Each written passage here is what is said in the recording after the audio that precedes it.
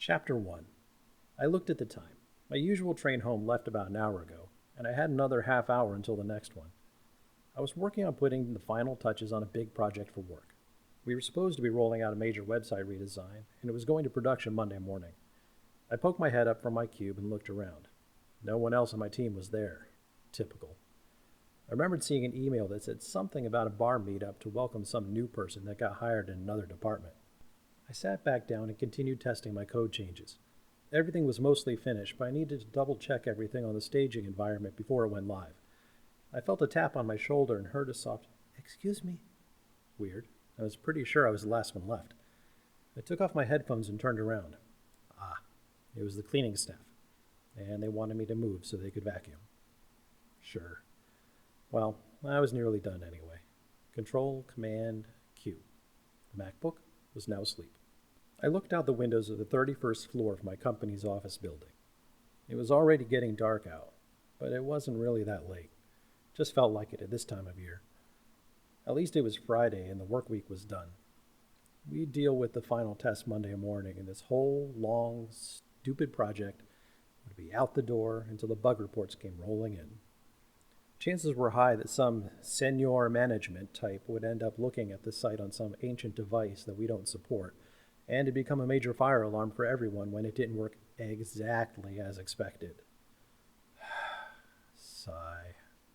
I grabbed my bag with my personal laptop, along with the 3D printed action figure prototype I'd been working on. I was pretty proud of this one. She was about 8 inches tall and had tons of articulation, as well as different hand and face options. I'm really into robots, so I modeled her to look like a robot girl with panel lines, some armor plating, and obvious articulation points. She took me about 3 weeks to model in CAD and about 40 hours total to print all of her parts. I was hoping to show her off to a friend and coworker, but apparently they got another job and left the company yesterday after work.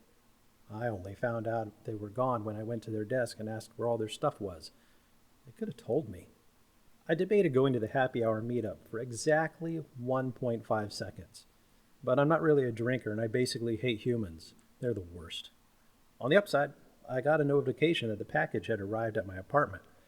I had pre-ordered the most amazing Optimus Prime figure in existence. Okay, I admit that I already had about 237 Optimus figures already, but this one had an absolutely mind-blowing amount of detail. And the way that the joints moved, exquisite. For an articulation and engineering junkie like me, this was going to be the crown jewel of my collection. Hopefully, my landlord would bring the package in for me. I'd already sent a text to expect it a couple of times, but hadn't heard anything back from them all day. It was already pretty late, so the parking lot was dark and lonely when I got off the train. I was walking to my car, and I saw a weird flash of light, kind of door-shaped and way too close to me, like actually going through me. I couldn't really register what had happened, and I saw the parts of me on the other side of the light just kind of fall off. I toppled over and hit the ground near my severed limbs. Sound didn't seem to be working either, and I saw a confused and then panicked man look over at me before everything else fell into darkness. I was surprised when I woke up, mainly because I was pretty certain that I was dead and firmly believed that there was nothing but void waiting for us.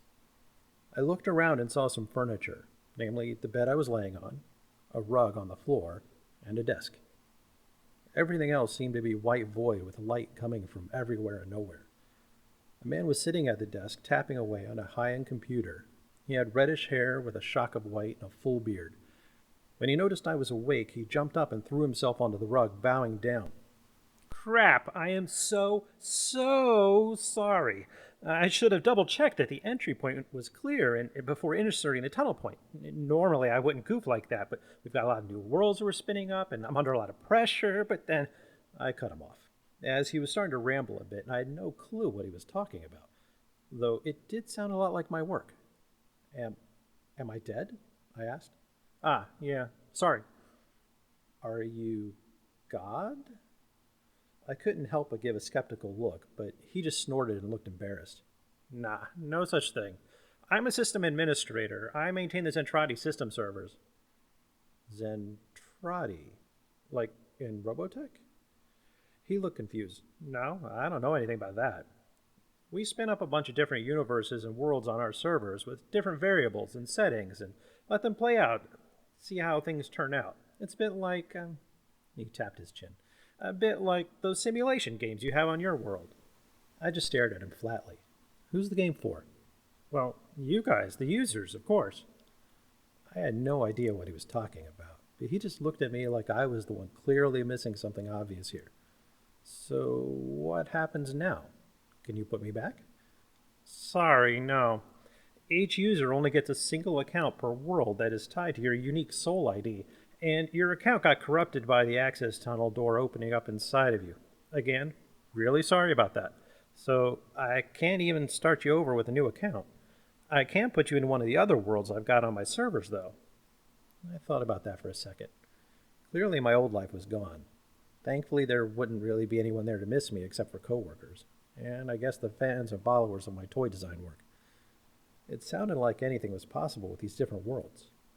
Got anything similar to those fantasy games, but maybe with the addition of robots and basic hygiene?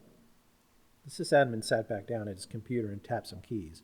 The sky, for lack of a better term, above us darkened, and I saw hundreds of different worlds in neat columns and rows fly past us as he searched for something. Here we go. B253-X42. This is one of your typical RPG type world with magic and stuff, and there's a race there called Automata. They seem to be living golems or some kind of RPG robot. The magic there works a lot like the code you're used to, so you shouldn't have any problems picking it up. I'll give you the console, debug, and inventory skills to make it easier to test and troubleshoot the magic code there. That sounds cool. Can I be one of those automata? You got it. It looks like they're high combat. Is that what you want to go for? Not in particular. Any crafting abilities? I really like making toys and action figures and stuff. Working with my hands, you know? Yeah, I get that. That shouldn't be a problem. There's a bunch of crafting related skills I can load you up with to get you started. And by way of an apology for your death, I'll max out your elemental magic resistances so that you don't have to worry about killing yourself when testing out new code. I'll also boost your mana levels, so you won't need to worry about that either. That sounds nice. Thanks. I didn't get your name. You're all set to go. With a definitive tap of an execute command, everything started fading away to white. As he disappeared from my view, I heard him say, You can call me Beam. Have fun in your new world.